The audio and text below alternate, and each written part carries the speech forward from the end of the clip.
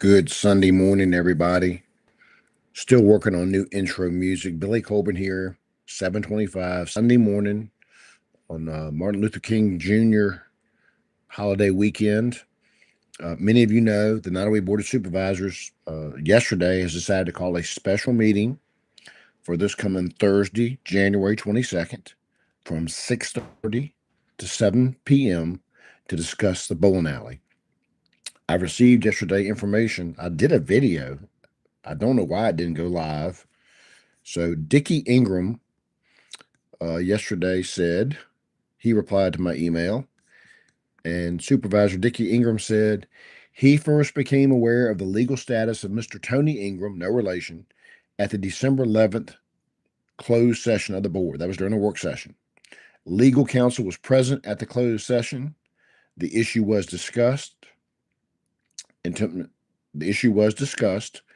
my knowledge, Mr. Ingram reached out to Administrator Bowen to discuss options for making a new offer to purchase the facility. That was prior to December 11th. So again, as I said yesterday, I don't want to beat a dead horse. And I don't want to beat anybody up. But supervisors were asked by Citizen Chris Page Thursday night, when did you first know about Mr. Ingram? And the general answer that 4 supervisors said they were present, not till after the fact. Well, the meeting was December 11th, where they were all briefed on Tony Ingram's prior record as a convicted child sex offender, level 3 or tier 3, whatever you want to call it. And then 7 days later, at their regular meeting, they voted to authorize Administrator Bowen to sign the contract. Now, one of the things that Supervisor John Rourke has said, and so have other supervisors, is that, and Gary Elder, the county attorney himself, said this past Thursday night, it's just a real estate transaction. Mr. Ingram has the right to own property, to operate a business, and of course, he must comply with the terms of his sex offender status. Attorney Elder said that if Mr. Ingram running a bowling alley violates conditions of his release, he fully expects he'll be arrested.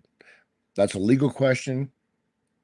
But I would say, and I think many Nottoway County citizens would say, leasing the bowling alley to a convicted sex offender, County Attorney Elder called that, this is simply a real estate transaction.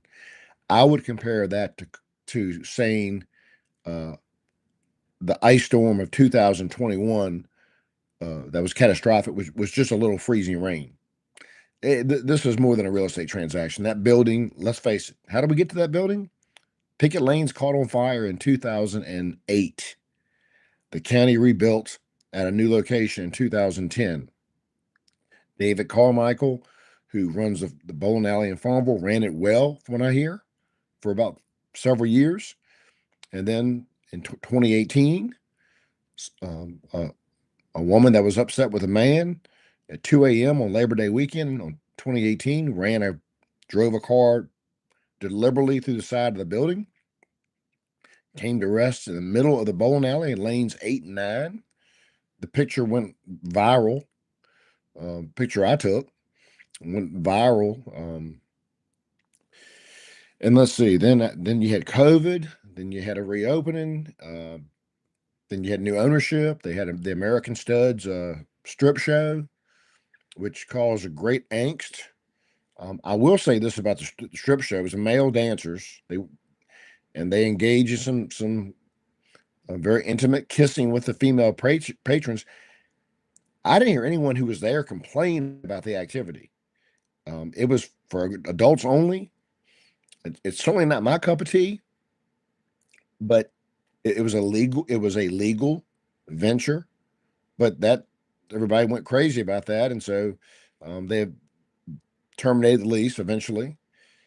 Then the supervisors bid out the sale for the picket lanes, for Nottoway Lanes.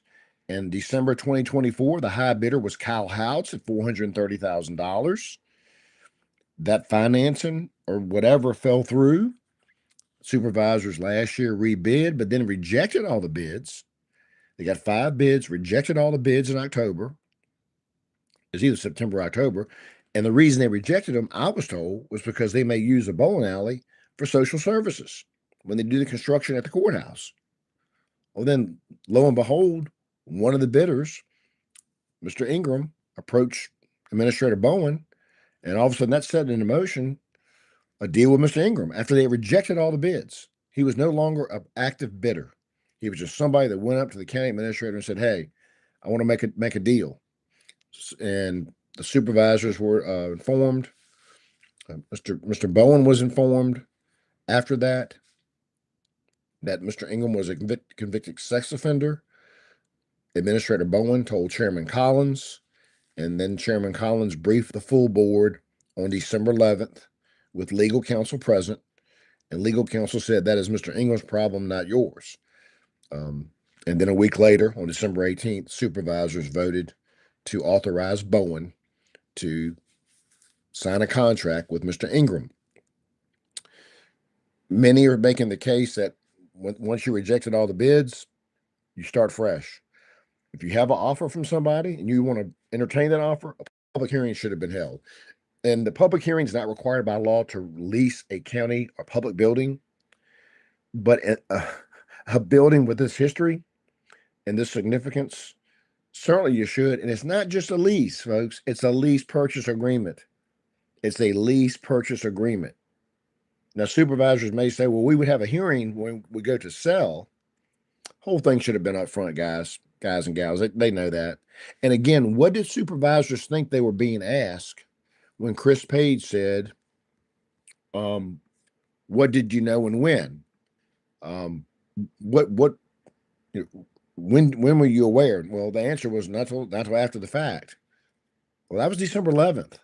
That was a week before you voted 5-0 to authorize Bowen to sign a contract with Ingram. Now, John Work has said, and Citizen Chris Page's FOIA text messages, and it does appear Supervisor Rourke has made it clear he's made it clear privately and publicly, and the text messages show that he was not in favor of Tony Ingram getting the bowling alley because of his record.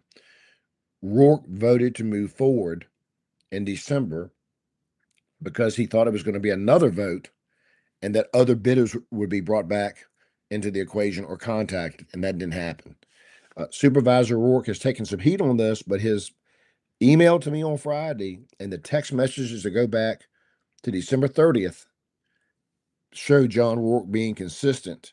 It's a misunderstanding, a lack of communication somehow, that he and the administrator got sideways on what was really happening. But the text messages do appear to support what John Rourke has been saying since the controversy broke. That's all I can tell you. But the special meeting will be 6:30. It'll be in the health department basement or the EOC. And the reason it's 6:30 to 7 is because at 7, the Board of Supervisors has its quarterly Economic Development Committee meeting with the representatives from the 3 towns. That's the latest. You know what, though? The bowling alley may not be the lead story this week. The bowling alley might not be the lead story this week. See, folks, y'all, like I said, social media, I knew it was going to spread like wildfire, and then the flame starts to fizzle. But now people are upset about the bowling alley, about the sex offender aspect. The deeper issue here is procurement and what supervisors said publicly when they were asked, when were you first aware? What did they think they were being asked? Because they were first made aware December 11th and then voted December 18th. And maybe they're thinking December 11th was after the fact, after Bowen had negotiated a deal with Ingram or vice versa. Maybe that's their after the fact. But that December motion was not transparent. Moved to, authorize Bowen to sign a contract with a person for the bowling alley. That motion, I'm not sure that motion is a legal motion. But again, I'm guessing both sides have supervisors, Mr. Ingram, one or both of them are just like, hands up, to heck with it. This is blown up. and it's over. Some have suggested that Mr. Ingram has his rights restored. If what he is seeking to do is legal and he signed a legal document and supervisors are trying to get out of it, could he sue the county for breach of contract? Could he sue the county for mishandling this in such a way that it's caused him harm? I mean, the record is a record. With he's convicted. He lost his appeal. That's not disputable. He said that publicly himself. The records reflect that. But was this done so poorly that he may have a claim or try to have a claim against the county? I do not know. I'm not suggesting that he does. I'm just asking questions that people have asked me. I'm still learning YouTube. We're going to try to get it so you can make comments. I appreciate your patience. We want comments. We don't fear comments. If you know the Courier-Record on our Facebook page, you can give us hell. You can give anybody hell. I believe in freedom of speech. We do prefer civility. You are more effective and a better citizen when you make your argument with civility and not profanity and name calling. Very gray day here in Southside. Looks like it's going to be rainy. Good day to stay inside, which could be a dangerous day on Facebook. Like I said before, when it's this time of year, be careful on Facebook out there. Got nothing else to do. People get wrapped up in the digital war. But be safe, be grateful, be happy, be the best you can be. Thank you. Please subscribe to our YouTube channel, Courier-Record newspaper. We're at almost 25,000 followers on Facebook. I'd like to get this YouTube page up and coming. I've got some video ideas. And ladies and gentlemen, Lord willing, this week we will have a very, very special guest in the big orange chair. A very special guest this week coming, Lord willing, in the big orange chair. Thank you for tuning in. Have a great holiday.